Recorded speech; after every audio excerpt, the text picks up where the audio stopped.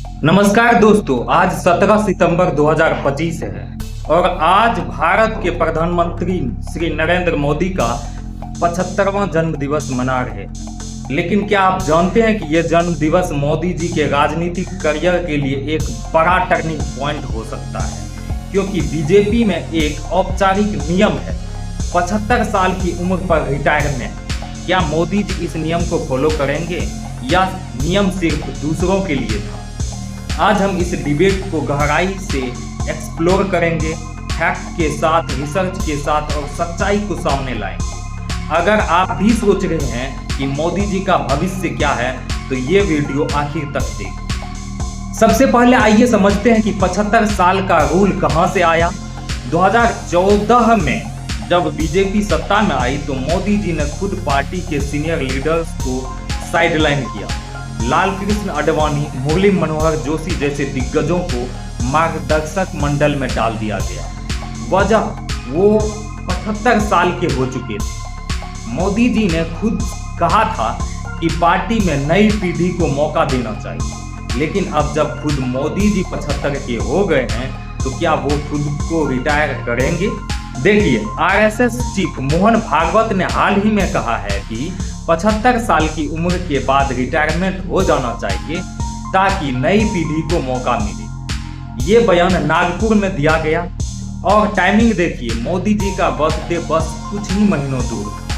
भागवत जी खुद भी 75 के हैं, लेकिन आरएसएस ने उनके लिए रूल चेंज कर दिया। लेकिन मोदी जी के लिए डिबेट जारी है। अब अपोजिशन क्या कह रहा है? कांग्रेस लीडर उदित राज ने कहा कि उम्मीद है मोदी जी कल ही रिजाइन कर देंगे क्योंकि वो 75 के हो गए। शिवसेना की प्रियंका चतुर्वेदी ने भी आरएसएस के बयान को मोदी जी के लिए मैसेज बताया और राहुल गांधी की टीम भी इस पर सवाल उठा रही है। क्या ये सिर्फ पॉलिटिकल स्टंट है या सच में बीजेपी में अंदरूनी टेंशन है? रिसर्च से पता चलता है कि बीजेपी आरएसएस में रिफ्ट बढ़ रही है। आरएसएस चाहता है कि पार्टी ऑर्गेनाइजेशन में ज्यादा कहे। राजदीप सरदेसाई जैसे जर्नलिस्ट ने भी कहा है कि मोदी जी रिटायर नहीं होंगे, लेकिन आरएसएस का प्रेशर बढ़ेगा। और एक्स पर देखिए लोग क्या कह रहे हैं। कुछ लोग कहते हैं 75 इज द न्यू 25, तो कुछ कहते हैं मोदी जी हाइपोक्रिट हैं अगर नहीं रिटायर हुए। क्या मोदी जी रिटायर होंगे? फैक्ट्स कहते हैं नहीं। ब्लूमबर्ग की रिपोर्ट के मुताबिक मोदी जी की पकड़ अभी मजबूत है और वो सक्सेशन टॉक को भी इग्नोर कर रहे हैं, क्योंकि अगर वो नहीं रिटायर हुए तो ये बीजेपी के लिए डबल स्टैंडर्ड होगा। आडवाणी को रिटायर करवाया, खुद को क्यों नहीं? अब सोचिए, अगर मोदी जी रिटायर हुए तो कौन बनेगा पीएम? अमित शाह या योगी आदित्यनाथ या कोई और?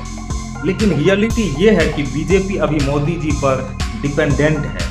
2024 इलेक्शन में वो थर्ड टर्म जीते, लेकिन कम मार्जिन से। क्या 2029 में बिना मोदी के बीजेपी जीत पाएंगी? दोस्तों, ये डिबेट सिर्फ उम्र का नहीं बल्कि पावर, हाइपोक्रेसी और डेमोक्रेसी का है। क्या नियम सबके लिए बराबर है? आप क्या सोचते हैं? कमेंट में बताइए। अगर आपको ये वीडियो पसंद आया तो लाइक, शेयर और सब्सक्राइब करिए। सच्चाई जानने के लिए चैनल के बेल आइकन को प्रेस करें। मिलते हैं अगले वीडियो में। जय हिंद।